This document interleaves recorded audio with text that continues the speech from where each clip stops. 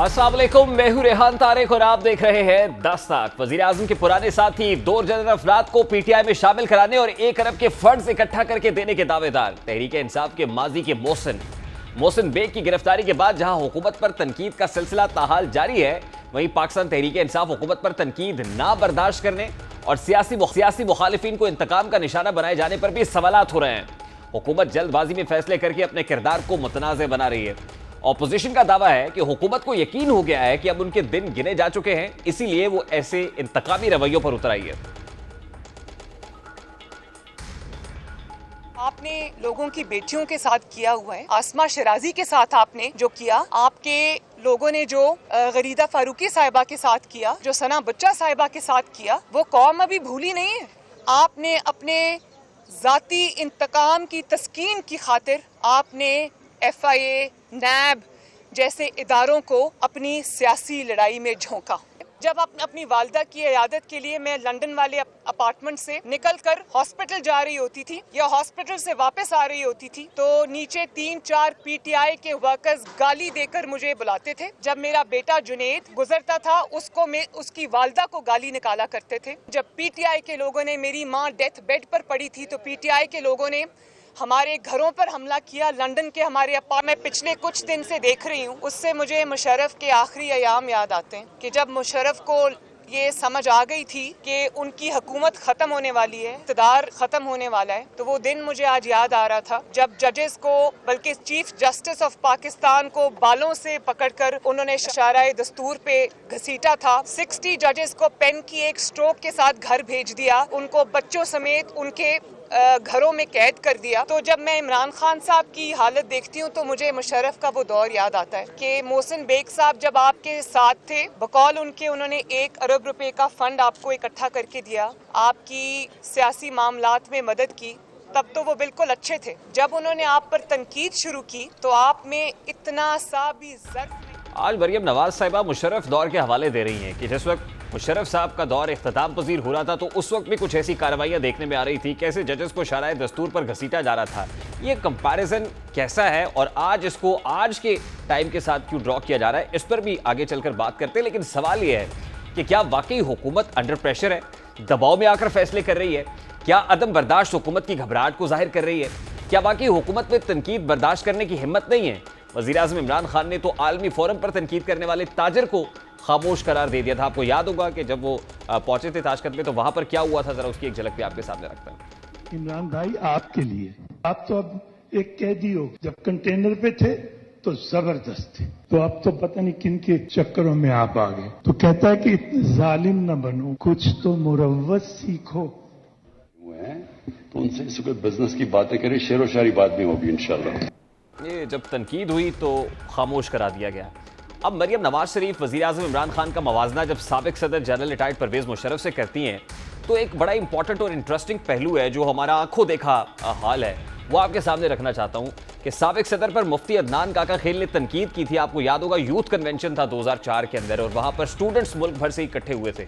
वहां पर अदनान काका खेल साहब ने तनकीद की थी, जो स्टूडेंट थे और जामिया बनूरिया को रिप्रेजेंट कर रहे थे। उन्होंने क्या तनकीद की थी और कितने हौसले का मुजाहरा उस वक्त मुशर्रफ साहब ने किया था, वो भी आपके सामने रखते हैं। समझता हूं कि आज इस हॉल में लगी हुई कायद की तस्वीर आपसे पूछ रही है, आगे आप खड़े हुए हैं कि जनरल, तुम तो सरहदों के रखवाले हो, तुमको ईवान इख्तिदार की राह किसने दिखाई है? हमें अपने उस पड़ोसी मुल्क से सबक सीखना चाहिए जहां से मुशाहिद साहब तशरीफ लाए हैं और आप अनकरीब जाने वाले हैं। उनकी और हमारी तारीख आजादी एक ही है। उनको और हमको हमें और उनको एक जितना वक्त मिला है, मगर उन्होंने अपने यहाँ जमहूरी अक़दार को इतना मजबूत कर दिया है कि हुकूमत कितनी नाकाम साबित क्यों ना हो जाए, कोई भी उस्ताद टूट पड़े, ये नहीं हो सकता कि फौज बैरकों से निकले इक़्तिदार में आकर बैठ जाए। इस पर जरूर दाद देनी चाहिए कि तकरीबन 8 मिनट के लिए महवे गुफ्तगू रहे अदनान काका खेल साहब और कितनी खंदा पेशानी से मुस्कुराते हुए मुशर्रफ साहब ने, जो उस दौर के आमिर भी थे, डिक्टेटर भी थे, जनरल रिटायर्ड परवेज़ मुशर्रफ साहब जिनका तूती बोलता था, वो कैसे खंदा पेशानी से सुन रहे हैं। मौजूदा हुकूमत अपने मुखालिफिन को कुचलने के लिए हर किस्म का हथकंडा इस्तेमाल कर रही है। इस्लामाबाद की सेशन कोर्ट ने मोहसिन बेग के घर पर छापे को गैर कानूनी करार दिया। अब ये बड़ा इंटरेस्टिंग है कि मोहसिन बेग के घर पर जो एफआईए की टीम जाती है उसको एडिशनल डिस्ट्रिक्ट एंड सेशन जज गैर कानूनी करार देते हैं कि तमाम तर कार्रवाई गैर कानूनी थी। एडिशनल सेशन जज जफर इकबाल ने कहा कि मोहसिन बेग के घर बगैर किसी सर्च वारंट के छापा मारा गया था। जज ने अपने 5 सफ़ात पर मुश्तमिल फैसले में कहा कि एफआईए और एसएचओ की एफआईआर से साबित होता है कि छापा गैर कानूनी था और मोहसिन बेग के खिलाफ लाहौर एफआईए में मुकदमा 9 बजे दर्ज हुआ और 9:30 बजे एफआईए ने छापा भी मार दिया। अदालत ने यह भी कहा कि छापा मार टीम में जो लोग शामिल थे वो छापा मारने का इख्तियार ही नहीं रखते थे। एडिशनल सेशन जज जफर इकबाल ने फैसले में कहा कि थाना मारगला के एसएचओ ने जाली कारकर्दगी दिखाने के लिए इन गैर कानूनी अफराद के खिलाफ मुकदमा दर्ज करने की बजाय अलग मुकदमा दर्ज कर दिया जो दहशतगर्दी की दफात के तहत हुआ है। अदालत ने फैसले में यह भी कहा कि 2:15 बजे तक एसएचओ ने रिकॉर्ड और गैर कानूनी हिरासत में रखे गए मोहसिन बेग को पेश भी नहीं किया। अदालती फैसले में एफआईए की कार्रवाई और एसएचओ की फुर्तियों पर सवालात हो गए हैं। सिर्फ मोहसिन बेग ही नहीं बल्कि कई सीनियर सहाफियों ने खदशा जाहिर किया है कि हुकूमत उनके खिलाफ भी इंतकामी कार्रवाई कर सकती है।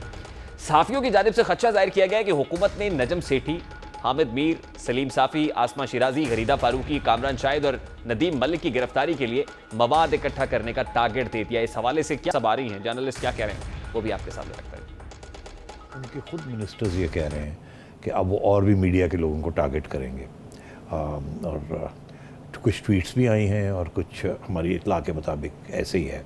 अब वो लिस्टें बन रही हैं वहाँ कि जी फलाने को ये किया जाए, फलाने को ये किया जाए। कोई नाम है आपके ज़हन में? नहीं, वो ट्विटर पे नाम चल रहे हैं। अच्छा। आप किसी सहाफ़ी का नाम ले लें जो उनकी तनकीद कर रहा है, खादिम इंक्लूडेड, तो उनके भी नाम अब चल रहे हैं कि इनको सबक सिखाया जाएगा। मेरी मालूमात ये है कि इमरान खान साहब ने सिर्फ मोहसिन बेग नहीं बल्कि नजम सेठी और मैं, हामिद मीर, आसमा शिराजी और मुर्तज़ा सोलंगी, इन सब को ऑर्डर दे दिया है कि वो हम जैसे लोगों के ख़िलाफ़ कोई मवाद बराबर करके गिरफ्तारी का कोई बंदोबस्त कर ले। तो मोहसिन बेग तो ज़ाहिरी बात है कि उस मामले में सरे फहरस्त थे। सीनियर सहाफ़ियों के अलावा सियासी जमातों की जानिब से भी हुकूमत के इंतकामी रवैयों पर सवालात उठाए जा रहे हैं। नायब सदर मुस्लिम लीग नून मरियम नवाज शरीफ ने आज इस्लामाबाद में मीडिया से गुफ्तगू करते हुए हुकूमत पर मुखालिफिन को ताकत के जरिए कुचलने का इल्ज़ाम आयद किया। उनका कहना था कि कौन से मुखालिफ की बहू, बेटी, बहन, माँ आपके इंतकाम से बची है। मुझे बेगुनाह होते हुए आपने डेथ सेल में डाला। जब मैं गिलगित बल्तिस्तान में मुहिम चला रही थी तो आपके वज़रा ने अखलाक से गिरी हुई थी। वो तकरीरें जब जब सुनी जाएंगी तो हर इज्जतदार का सर शर्म से झुक जाएगा। आपने लोगों की बेटियों के साथ किया हुआ है, आसमा शिराजी के साथ आपने जो किया, आपके लोगों ने जो गरीदा फारूकी साहिबा के साथ किया, जो सना बच्चा साहिबा के साथ किया, वो कौम अभी भूली नहीं है। आपने अपने जाती इंतकाम की तस्कीन की खातिर आपने एफआईए, नैब जैसे इदारों को अपनी सियासी लड़ाई में झोंका। जब अपनी वालदा की इयादत के लिए मैं लंदन वाले अपार्टमेंट से निकलकर हॉस्पिटल जा रही होती थी या हॉस्पिटल से वापस आ रही होती थी तो नीचे 3-4 पीटीआई के वर्कर्स गाली देकर मुझे बुलाते थे। जब मेरा बेटा जुनेद गुजरता था उसकी वालदा को गाली निकाला करते थे। जब पीटीआई के लोगों ने, मेरी माँ डेथ बेड पर पड़ी थी तो पीटीआई के लोगों ने हमारे घरों पर हमला किया, लंदन के हमारे अपार्टमेंट पे हमला किया। अच्छा, आपसे कुछ देर पहले ये जो मोहसिन बेग साहब वाला इंसिडेंट है, इसके ऊपर मुराद सईद साहब जो वफाकी वजीर है, उन्होंने भी एक रद्द-ए-अमल दिया है प्रेस कॉन्फ्रेंस करते हुए। वो क्या कह रहे हैं, जरा वो भी आपके सामने रखता है। जब मैं मुल्क के जुल्म के खिलाफ, मुल्क में होने वाली जुल्म, नाइंसाफी, मुल्क में होने वाली लूटमार और उनके हवाले देता हूं और दलाइल से बात करता हूं, तो कभी कादिर पटेल, आज मैं नाम लूंगा, कभी आगा रफीउल्ला, कभी हमदुल्ला, कभी राना सनाउल्ला, इनको उठा के मेरे बारे में गलीज किस्म की गुफ्तगू की जाती है और फिर इनका social media cell people's party का और नून लीग का उसको इस तरह फिर प्रमोट करता है और उसमें लगे होते हैं। वो आप सबके सामने हैं। टीवी पे क्या कहा जाता है, आप अपने टॉक शोज देखे, रोजाना 50-60 प्रोग्राम होते हैं टीवी पे, फिर रात को टॉक शोज में इनके नुमाइंदे बैठ के कहते हैं कि मुराद भी तो गाली देता है। आज तक किसी ने नहीं पूछा कि जरा बताइए कि मुराद ने कौन सी गाली दी। अच्छा, इस पर और भी बहुत सारी बातें हो सकती है, लेकिन इस वक्त पाकिस्तान तहरीक इंसाफ की रहनुमा आलिया हमजा साहिबा ने हमें ज्वाइन किया है। उनकी जानिब बढ़ते हैं। बहुत शुक्रिया आलिया हमजा साहिबा, अस्सलाम वालेकुम, thank you very much for joining us. सबसे पहले तो बड़ा सादा सा सवाल है, जिस अंदाज में आजकल पर्चे, गिरफ्तारियां, मुकदमे हो रहे हैं, गिरफ्तारियों का मौसम है, क्या हुकूमत घबराई हुई है या बौखलाहट का शिकार है? बिस्मिल्लाहिर्रहमानिर्रहीम। रेहान साहब, ना हुकूमत घबराई हुई है और असल में हुकूमत तो छोड़ दे, मुझे तो लग रहा है अपोजिशन बहुत ज्यादा घबराई हुई है। और कुछ लोग जो मीडिया में बैठे हुए बार बार यहाँ पर तारीखों पर तारीखें और जनवरी आने के इंतजार और फिर मार्च और फरवरी के इंतजार में थे, वो कुछ घबराए हुए जरूर लग रहे हैं। मैं तो यहाँ पर सिर्फ इतना बात करूंगी कि आज जो मरियम नवाज ने अपनी कारकुन के साथ किया है, एक शेर तो छोटे से शेर में मैं इनकी ये बता देती हूँ कि ये तो कहते हैं ना ये अवाम के खादिम है, तो अवाम से हकारत। और मैं आज ये PMLN के वर्कर्स को ये पैगाम दूंगी कि जिन लोगों का दिन रात, जिनकी करप्शन का आकर ये लोग दिफा करते हैं, जिनके आगे पीछे ये लोग फिरते हैं, उनका उन्होंने क्या जवाब दिया है। और मरियम बीबी के लिए इस रौनक से वो जीते हैं कि मरना ही नहीं है। ये जो हाल अपने कारकुनों के साथ करते हैं, क्या ये लोग अच्छा, I want you to respond to my question Aliya Hamza साहिबा। जिस अंदाज में इस्लामाबाद के अंदर FIA ने कार्रवाई की, एडिशनल डिस्ट्रिक्ट एंड सेशन जज की जानिब से जो रिमार्क्स आए, क्या वो देखकर भी आप ये कहेंगे कि वो बिल्कुल जायज था, वो कार्रवाई कानूनी थी जो FIA की जानिब से की गई? जी, मैं तो सिर्फ इतना कहूंगी कि ये जरूर देखना चाहिए। और जब अब अदालत इस बात को भी देखेगी कि क्या हमने मोहसिन बेग को कहा था कि पुलिस की मौजूदगी में फायरिंग करें और एहलकार का सर फोड़े, मैं तो सिर्फ इतना कहूंगी कि कल उस गैर कानूनी कार्रवाई और गैर कानूनी लोगों पर मुकदमा करने से पहले, ये मैं नहीं कह रहा, एडिशनल डिस्ट्रिक्ट एंड सेशन जज साहब कह रहे हैं, उनके रिमार्क्स है, वो कहते हैं कि बजाय इसके कि आप उनके खिलाफ कोई कार्रवाई करते, उन पर पर्चा देते, आपने मोहसिन बेग पर दहशतगर्दी की दफात के तहत पर्चा दे दिया सिर्फ अपनी जाली कारकर्दगी दिखाने के लिए। मैं सिर्फ इतना बताऊंगी कि पाकिस्तान का नहीं, लेकिन इस निजाम का चेहरा जो है ना, वो कल मोहसिन बेग ने दिखा दिया है। ताकतवर के लिए एक कानून, और कानून जो, और उसके बाद भी यहाँ पर आकर मुझे अफसोस होगा कि कोई अगर उस शख्स की यहाँ पर बैठकर पैरवी करेगा, क्योंकि गरीब आदमी होता तो FIA उसके घर से उसको क्या उसकी फैमिली तक उठाकर ले जाती। और यहाँ पर दूसरा वो था जिसने FIA के एहलकार को यरमगाल बनाया, सारी दुनिया ने देखा। बेसिकली तो मैं ये कहूंगी कि कल उन्होंने FIA के नहीं देखिए, FIA की जो टीम जिस अंदाज में पहुंची थी, उसको तो अदालत गैर कानूनी करार दे रही है, और वो मजाज भी नहीं थे कि वो छापा मारते और जाते वहां पर। इसको, ये तो गैर कानूनी है सारे का सारा प्रोसेस। मैं तो सिर्फ ये कह रहा हूं कि आप जरूर कार्रवाई करें, लेकिन ड्यू प्रोसेस ऑफ लॉ तो फॉलो करें। नहीं रेहान साहब, यहाँ पर हम हर बात की आजादी हर किसी को दे देते हैं। हम इस बात की भी आजादी दे देते हैं कि FIA के एहलकारों को गोली मारी जाए, सीधी गोलियां चलाई जाए, उन्हें घुटने मार के देखिए, ये जेबे दास्तां के लिए एग्जैजरेट नहीं करना चाहिए मुझे को। जो इशू कंडेमनेबल है उसकी मजम्मत करनी चाहिए, उसकी बिल्कुल मजम्मत करनी चाहिए। जो कार्रवाई जहां बनती है जितनी, वो जरूर करें, लेकिन ड्यू प्रोसेस ऑफ लॉ तो फॉलो करें। मैं तो सिर्फ इतना सा कह रहा हूं। मैं कंडेम करना चाहती हूँ उस सहाफत को जो फेक न्यूज देती है। मैं कंडेम करना चाहती हूँ उस गटर जर्नलिज्म को जो पाकिस्तान के अगेंस्ट। लेकिन आप FIA की उस कार्रवाई को कंडेम नहीं करेंगी। सिर्फ एक सेकेंड रेहान साहब, मुझे पहले बात कर लेने दें। मैं कंडेम करना चाहती हूँ एक ऐसी सहाफत को जो सहाफत हमारे वफाकी वजीर प्राइम मिनिस्टर के अगेंस्ट बैठकर प्रोग्राम के अंदर जूम आईनी गुफ्तगू होती है और वहां पर कहके लगाए जाते हैं और इखलाकियात का जनाजा निकाला जाता है। मैं कंडेम करती हूँ जो कल इस निजाम के साथ हुए और जो मकरू चेहरा इस निजाम का दिखाया गया कि ताकतवर किस तरह से जिस वक्त आप एक कंडेमनेशन की फहरिस्त जारी करती हैं, तो उस वक्त फिर कंडेम करें जो आपके अपने वजीर अली अमीन गंडापुर साहब ने GB इलेक्शंस के अंदर, कश्मीर इलेक्शंस के दौरान मरियम नवाज साहिबा से मुताल्लिक कहा था। फिर आप कंडेम करें जो शेख रशीद साहब कहते हैं, फिर आप कंडेम करें जो आपके अपने लोग कहते हैं, फिर उसके ऊपर भी एक मजम्मती बयान जारी करें कि ये भी काबिल मजम्मत है जो स्टेटमेंट्स पब्लिकली जारी किए जाते हैं। आप वन साइडेड प्रोग्राम चाहिए। मुझे अगर आप बार बार बीच में बात नहीं करने देंगे कि मैं किस आप अगर गुफ्तगू जारी रखेंगी तो प्रोग्राम का वक्त खत्म हो जाएगा ना आलिया हमजा साहिबा। नहीं जी, मैं तो सिर्फ इतना कहूंगी कि जी मैं कंडेम करना चाहती हूँ अरेस्ट को, रेजिस्ट करने को। मैं कंडेम करना चाहती हूँ कि जिस तरह से उन्होंने लॉ ऑफिसर को होस्टेज बनाया है। मैं कंडेम करना चाहती हूँ इस बात को कि किस तरह से लॉ इन्फोर्समेंट एजेंसीज को उन्होंने फायरिंग किया और उनको मगाल बनाने की कोशिश की। भाई उसको भी तो कंडेम करें ना, जो लॉ इन्फोर्समेंट एजेंसी की तरफ से गैर कानूनी प्रोसेस। वो तो जज साहब कह रहे हैं कि प्रोसेस आपने फॉलो ही नहीं किया, आप मजाज ही नहीं थे कि आप वहां पर जाते। फिर आपने एसएचओ मार्गला ने दहशतगर्दी की दफात के तहत पर्चा दे दिया। कंडेम करना चाहिए कि ऐसे लोग सहाफत के ऊपर एक धब्बा है। अच्छा मुझे ये बताइए आलिया हमजा साहिबा, अभी कुछ खबरें सामने आ रही हैं कि एक फहरिस्त मुरतब हो रही है, क्या वाकई सहाफियों की फहरिस्त मुरतब कर रही है इस वक्त पाकिस्तान तहरीक इंसाफ हुकूमत, जिनके खिलाफ अब मजीद कार्रवाई की जाएगी?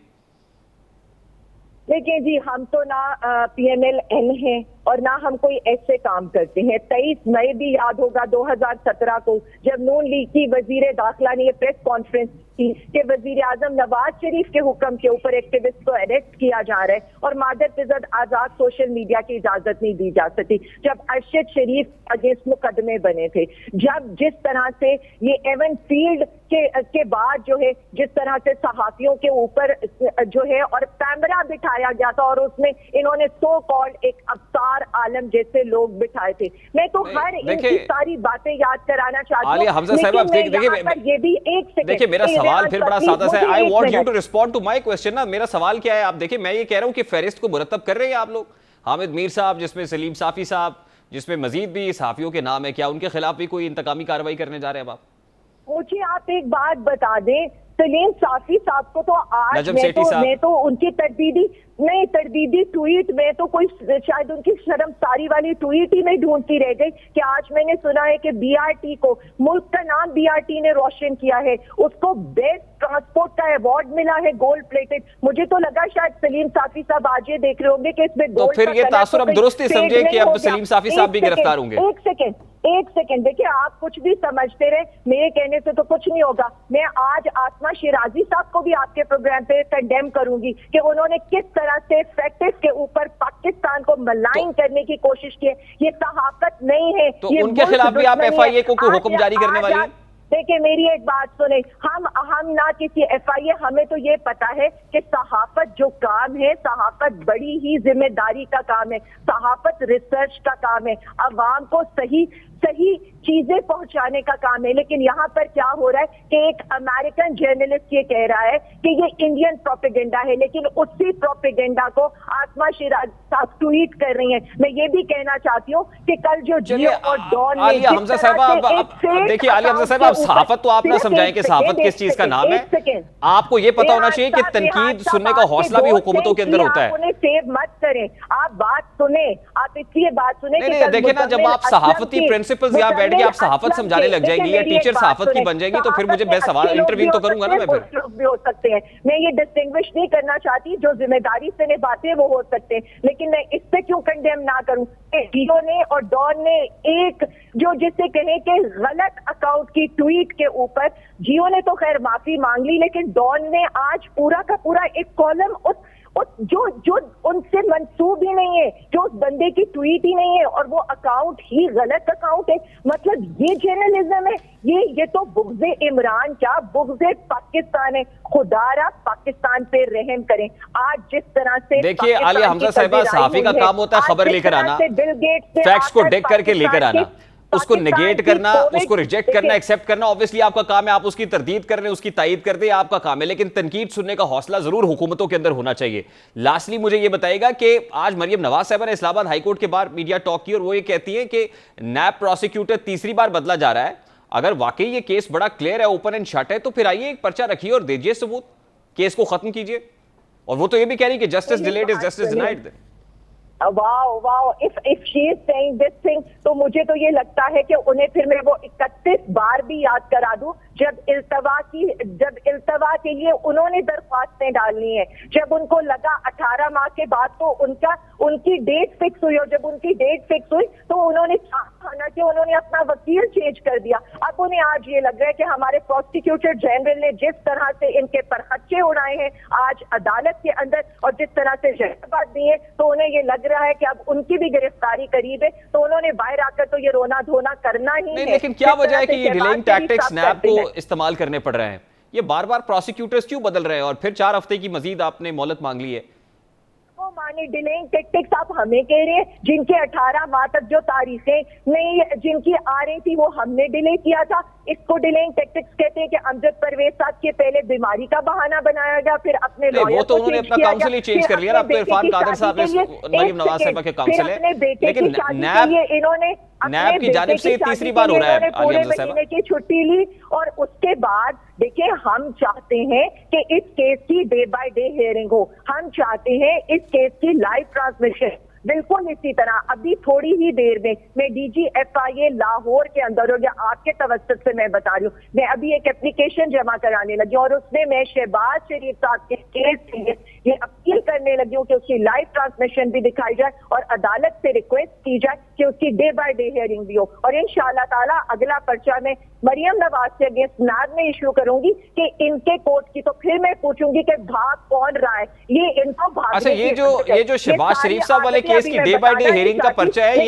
ये कहाँ जमा करा रही हैं आप? शरीफों का खासा है ये जो शहबाज शरीफ केस की डे बाय डे हियरिंग का मुतालबा आप कर रही हैं, किस फोरम पे करने जा रही हैं आलिया हमजा साहिबा? देखिए जी, इंशाअल्लाह ताला हमारी पार्टी इसको नेशनल असेंबली में भी उठाएगी और मैं इंशाअल्लाह ताला, क्योंकि जो हमने अपनी लीगल टीम के साथ मशवरा किया है, अदालत को सबमिट करा सकता है FIA, क्योंकि FIA का चालान वहां जमा हुआ है। तो as per rules of procedure अदालत में मैं डायरेक्ट नहीं जा सकती, FIA को एप्लीकेशन लिख सकती हूँ और FIA will take this matter with. अच्छा, लास्टली वैसे मेरा एक मशवरा है कि आप FIA हो या नैब हो, प्रोसिक्यूशन टीम को एक चिट्ठी और भी डालिए कि प्रोसिक्यूशन को स्ट्रॉन्ग करे, एविडेंसेस के साथ आए, सबूतों के साथ आए। पूरी कौम देख रही है, क्योंकि जिस वक्त आप आके टॉक शोज के अंदर, प्रेस कॉन्फ्रेंसेस के अंदर ये नैरेटिव बिल्ड करते हैं और वहां से प्रोसिक्यूशन वीक होती है, क्विटल हो जाता है, तो बड़ा नुकसान होता है। फिर ये अगर पर्चा डालें और ये अर्जी करें तो मेरा ख्याल बहुत अच्छा हो जाएगा, रादर देन दिस। मैं सिर्फ इतना कहूंगी, सहाफती जिम्मेदारी निभाएं और सहाफती जिम्मेदारी निभाते हुए जरा अवाम को ये बताएं कि 21 दफा इल्तवा की जो दरख्वास्तें हैं वो मरियम नवाज ने डाली हैं। लॉयर्स बीमार हो जाते हैं, इन्होंने शादियों पर जाना होता है, हम तो स्ट्रॉन्ग से स्ट्रॉन्ग प्रोसिक्यूटर जनरल लेकर आएंगे। आज इनको पसीने भी आ रहे थे, आज इनको ये भी याद आ रहा था कि इन्होंने क्या करना है, और जिस तरह की ये आज इन्होंने अपने वर्कर्स के साथ रवैया रखा है, सब फ्रस्ट्रेशन सबको नजर आ रही है। तो मैं आपको ये बता रही हूँ कि अब तो सारा कुछ सामने है और आप देखें कि ये लोग किस अच्छा, चलिए मुझे ब्रेक पर जाने का कहा जा रहा है आलिया हमजा साहिबा। लास्टली मरियम नवाज साहिबा ने तो कहा दिन गिने जा चुके हैं और ये अलामत है इस चीज की, जो फ्रस्ट्रेशन है, बुखलाहट है, परेशानी है कि अब जाने का वक्त आ गया है पाकिस्तान तहरीक इंसाफ हुकूमत की। रेहान साहब ने बड़ी इंटरेस्टिंग चीज आपको अगर 1 मिनट के अंदर और अनइंटरप्टेड आर्टिकल बताता है, जो इस वक्त हमने इनसे कहा था कि 79 बंदे इनके पूरे हैं, अदम एतमाद ये फौरी तौर पर ला सकते हैं, ये फौरी तौर पर लेकर आए, 3 या 7 दिन के अंदर हम बाउंड होंगे उस पर फैसला करवाने के। लेकिन बात सादा सी है कि इन्होंने शायद कानून पढ़ा ही नहीं है और इनके लोग तो नाअहल तो थे ही, लाइल्म भी बहुत ज्यादा है कानून से। आर्टिकल 96 ये कहता है कि आप जब अदम एतमाद जमा कराएंगे तो उसके साथ प्राइम मिनिस्टर का नाम भी आपने लिखना होगा कि आपका नॉमिनेटेड प्राइम मिनिस्टर क्या है। तो अपोजिशन के हालात तो ये हैं कि एक खाने पे तो ये मुत्तफिक हो नहीं सकते। सुबह या तो ये फिर ऐसे कर सकते हैं कि जी मॉर्निंग शिफ्ट के अंदर बिलावल वजीर आजम होगा, इवनिंग शिफ्ट के अंदर ये मरियम बीबी होंगी। खैर मरियम बीबी तो आ नहीं सकती, उनके पास तो किसी मॉर्निंग स्कूल की भी असेंबली की मेंबरशिप नहीं है। तो जो इनके लोग होंगे ये कर सकते हैं कि मॉर्निंग, आफ्टरनून, इवनिंग में अपने वजीर आजम नॉमिनेट कर दें, क्योंकि इनके पास तो वजीर आजम के कैंडिडेट बहुत शुक्रिया आलिया हमजा साहिबा आपके वक्त के लिए। पाकिस्तान तहरीक इंसाफ की रहनुमा साहिबा हमारे साथ मौजूद थी। अभी एक ब्रेक लेंगे, we have to take a very quick short break जी। ब्रेक के बाद वापस आएंगे तो गुफ्तगू कंटिन्यू करेंगे हमारे साथ।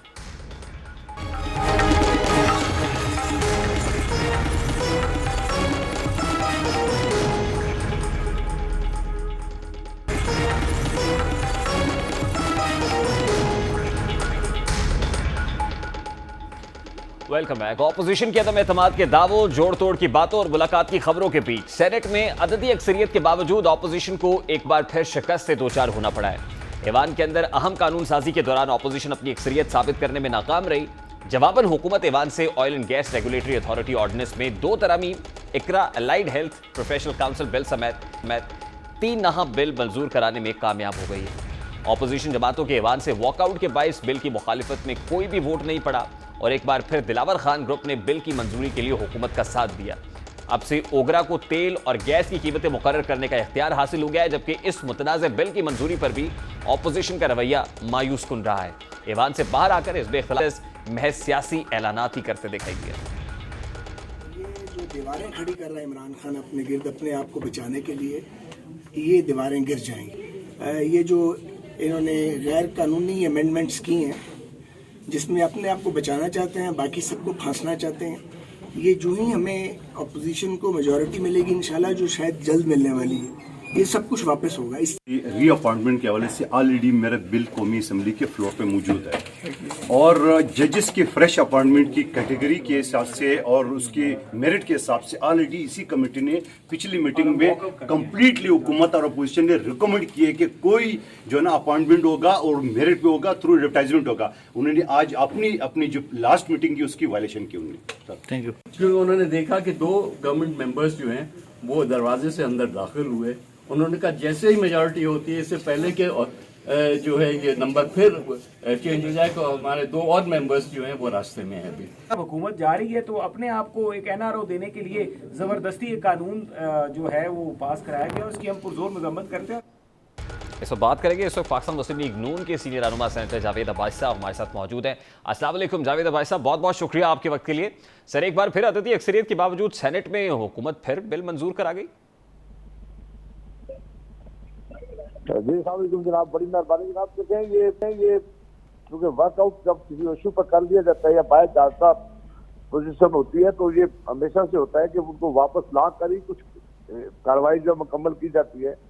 लेकिन अगर जल्दी में आप ऐसा लॉ पास करवाएं जिसका कोई अहमियत नहीं होगी, इस तरह ना उस पर डिस्कशन हो, ना उसको आपने उसके लिए अमेंडमेंट लोगों को इजाजत है, तो ये तो तरीकाकार मेरा ख्याल ठीक नहीं है। इसको सोचना चाहिए। और अगर इस तरह आपने लेजिस्लेशन करानी है और वो जो लेजिस्लेशन जिसका बहुत दूर रास्ते के नतायज। हमेशा तरीकाकार पर आप सवालात उठाते हैं, लेकिन क्या बात है कि ये सवालात इतने पुरअसर नहीं है, हमेशा आपके साथ हुकूमत फिर हाथ कर जाती है। देखिए, जो भी आदमी अगर गलत तरीके से कोई काम करे तो हाथ करे, तो उसका तो तरीकाकार से ही हम बात कर सकते हैं। अगर वो एक पार्लियामान की एक रवायात है, एक तरीकाकार है, एक रूल ऑफ बिजनेस है, उनको बाईपास कर देंगे और हुकूमत को काम करना चाह रही है तो उस काम की क्या अहमियत होगी जिसमें अपोजिशन साथ ही ना हो, अपोजिशन बैठी ही ना हो, अपोजिशन वोट ही ना दे या मुखालफत ही ना करे। अगर इस तरह लेजिस्लेशन ये पास करवाते हैं तो फिर तो ये समझे कि लेकिन भाई साहब, at least your senators, your parliamentarians should have been there. वो वहां पर होते तो कोई पुरअसर होती आपकी तहरीक या इन बिल्स को जो है मंजूर होने से रोका जा सकता, तो वो सेनेटर्स को आना तो पड़ना था ना सर वहां पर। नहीं, जरूर आना चाहिए और ये उनकी जिम्मेदारी है और उनको होना भी चाहिए था। और अगर वो बात काम पे भी थे तो उनको पूरी तौर पर देखना चाहिए था कि अगर अंदर लेजिस्लेशन आ गई है तो वापस आना चाहिए था और उसे अपोज करके उसे। तो सर फिर मेरा बड़ा सादा सा सवाल है सर, अगर ये रवैया होगा तो फिर कैसे कोई वोट ऑफ नो कॉन्फिडेंस की फजा बनती हुई और कामयाब होती हुई दिखाई दे रही है आपको?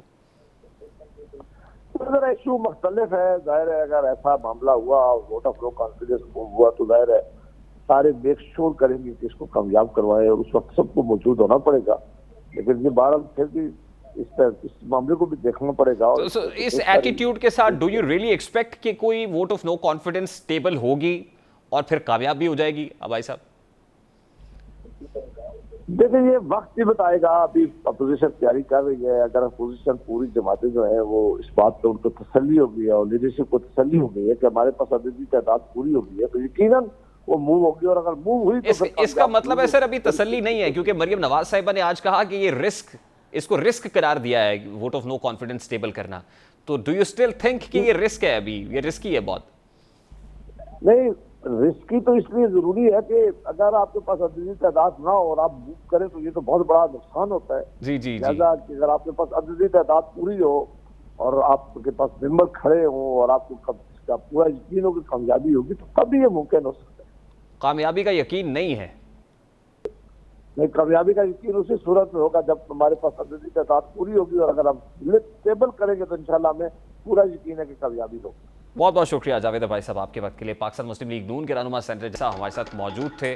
गुफ्तगू आपने सुनी है अदम एतमाद की तहरीक से मुताल्लिक भी काफ़ी मुतज़लज़ल दिखाई दे रही है। ऑपोजिशन अक्सरियत के बावजूद सेनेट में जो कुछ हुआ आपके सामने, बिलावल भुट्टो साहब ने भी शदीद तनकीद का निशाना बनाया है। वो क्या कह रहे हैं बिलावल भुट्टो साहब, जरा उनको भी सुनते हैं।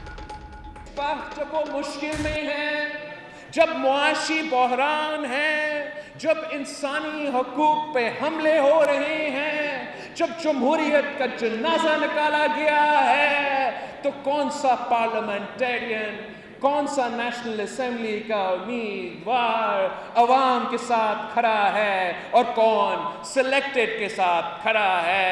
We pray इंशाल्लाह ताला, God willing, We will succeed. We must succeed to save Pakistan. We will succeed, we must succeed. लेकिन ये कामयाबी होगी कैसे, इस हवाले से अभी कुछ भी कहना कबल अज़ वक्त है। ऑपोजिशन दावों के बरक्स ईवान के अंदर हुकूमत को टफ टाइम तो नहीं दे सकी, मगर ईवान के बाहर ऑपोजिशन जमातों के हुकूमती इत्तेहादी और नाराज अरकान के साथ राब्तों में खासी तेजी देखी जा रही है। इन हाउस तब्दीली के लिए ऑपोजिशन के हुकूमती इत्तेहादियों से बैकडोर राब्ते शुरू हो गए हैं। सिंध से JUI के अहम रहनुमा ने हुकूमती इत्तेहादी JDA से रब्ता किया है और GDA की क़यादत को मौलाना फजलुर रहमान का खुसूसी पैगाम भी पहुंचाया गया है। इसी तरह मुस्लिम लीग नून के सरदार अयाज सादिक और ख्वाजा साद रफीक ने MKM राब्ता कमेटी से रब्ता किया है। बलोचिस्तान से महमूद खान चकजई और पीपल्स पार्टी के रहनुमाओं में राब्तों की इतलात है, जबकि पीपल्स पार्टी ने बलोचिस्तान अवामी पार्टी यानी बाप को इन हाउस तब्दीली में साथ देने की पेशकश की है। बाप ने मुशावरत के लिए ऑपोजिशन से 1 हफ्ते का वक्त मांगा है।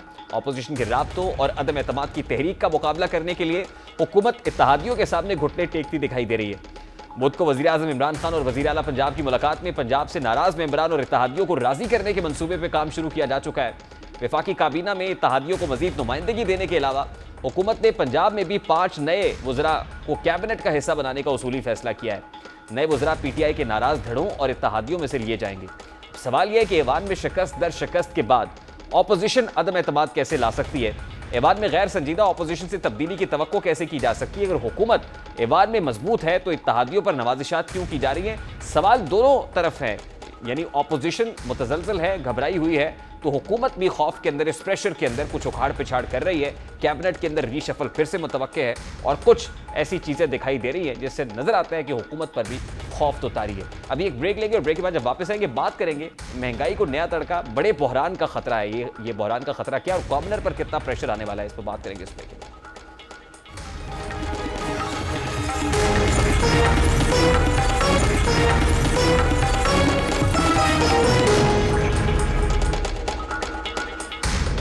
Welcome back. पाकिस्तान में एक बार फिर एक और बड़े बहरान का खतरा मंडला रहा है। मुल्क में दर्जा अव्वल कुकिंग ऑयल की कीमत में 20 रुपए इजाफा हो चुका है, जिसके बाद कुकिंग ऑयल की कीमत 440 रुपए फी लीटर हो गई है।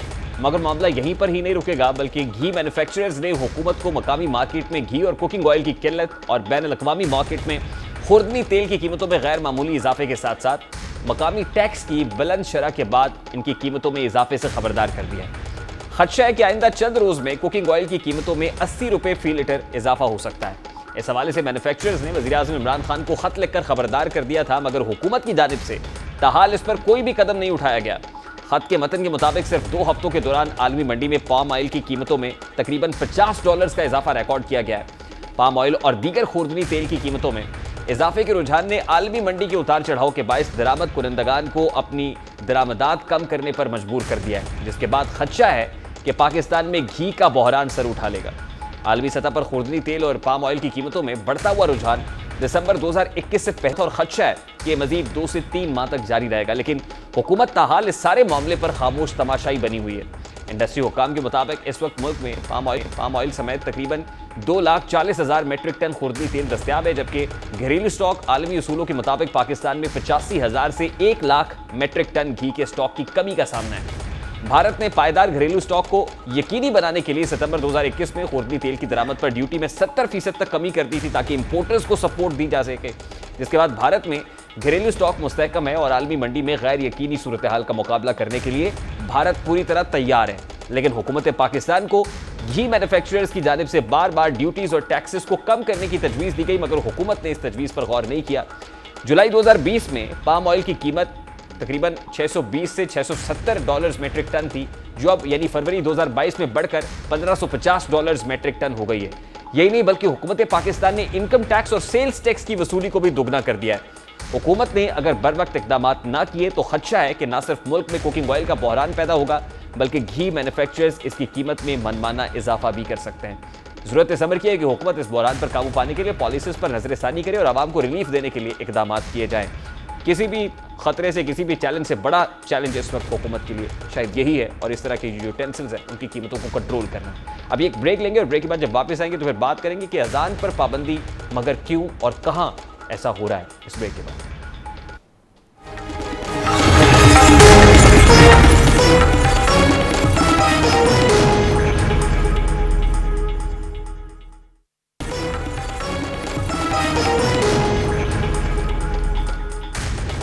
Welcome back. भारत में जो रियासती इंतखाबात का वक्त करीब आ रहा है, अक़लियतों के खिलाफ पुरतशद्दुद वाक़यात में इजाफा देखा जा रहा है। हिंदू मुस्लिम फसादात और दीगर मुस्लिम अक़लियतों के खिलाफ RSS की इंतकामी सरगर्मियां बढ़ गई हैं। हिजाब पर पाबंदी के बाद भारतीय रियासत मध्य प्रदेश में मुसलमानों को मसाजिद से अजान देने से भी होने लगा है। ये मसाजिद के सामने लाउड स्पीकर मध्य प्रदेश के जिला इत्तलाम में RSS और बजरंग दल की जानिब से लगाए गए हैं। इस पाबंदी पर अमल ना करने की सूरत में लाउड स्पीकर पर म्यूजिक चलाने की धमकी दे दी गई है। इसी तरह रियासत गुजरात की हाई कोर्ट में भी लाउड स्पीकर पर अजान के खिलाफ दरखास्त दायर की जा चुकी है, जिसमें लाउड स्पीकर पर अजान देने पर पाबंदी का मुतालबा किया है। अदालत ने मामले पर 10 मार्च को जवाब तलब कर लिया है। मामला सिर्फ यहाँ तक ही महदूद नहीं है, बल्कि भारत की रियासतों जिसमें गोवा है, उत्तराखंड है और यूपी है, उसमें इलेक्शन वोटिंग के दौरान मरकज और यूपी में हुक्मरान जमात BJP अपनी मुस्लिम दुश्मनी की रवायत बरकरार रखते हुए हिजाब और बुर्का पहने वोटर्स के खिलाफ जहर उगलती रही और बाहिजाब खवातीन को वोट डालने की भी इजाजत नहीं दी गई। नरेंद्र मोदी की हुकूमत और हिंदुत्व की बुनियाद पर जो सियासत आज भारत में की जा रही है, उस पर अक़लियतों समेत इंसानी हुकूक के आलमी इदारे भी अपनी तशवीश का इजहार कर रहे हैं। भारत में आज महज मुसलमानों को नहीं बल्कि ईसाइयों, सिखों और दलितों को भी हिंदू इंतहा पसंदों से मुख्तलिफ नौइयत या सतहों पर तशद्दुद का सामना है। ज़रूरत यकीनन इस अमर की है कि इंसानी हुकूक की तंजीमें और इदारे भारत में बढ़ती हुई शिद्दत पसंदी के खिलाफ सफारा हूँ, ताकि वहाँ अक़लियतों को तहफ़्फ़ुज़ मैसर आ सके। यानी जो कुछ हो रहा है इस वक्त मोदी सरकार के ज़ेर तसल्लुत, वो सब अपनी सियासत बचाने के लिए हो रहा है। यानी सियासत में मजहब कार्ड इस्तेमाल किया जा रहा है। अगर इसको सादा अल्फाज में कहा जाए तो ये रिलीजियस कार्ड है जो मोदी सरकार प्ले कर रही है। और ये कोई नई बात नहीं है। इससे पहले भी RSS की जो लोग हैं, अरकान हैं, उनकी जानिब से रिलीजियस कार्ड ही इस्तेमाल किया गया है। हिंदुत्व सोच का प्रचार तो किया जाता है, लेकिन ये अपनी किताब गीता में लिखा है कि 2.5 अक्षर जो प्रेम के पढ़े सो वो पंडित कहलाए। तो फिर ये कैसा धर्म है? अब दुनिया का कोई भी मजहब जो है वो प्रेम, अमन और आशती का दर्स देता है। कोई भी मजहब जो है आपस में बैर रखने का दर्स नहीं देता है। तो यकीनन ये किसी मजहब के पैरोकार भी नहीं हो सकते हैं। प्रोग्राम का वक्त अपने इख्तिताम को पहुंचा। आपसे मुलाकात होगी इंशाल्लाह कल। अपना रखिएगा ख्याल।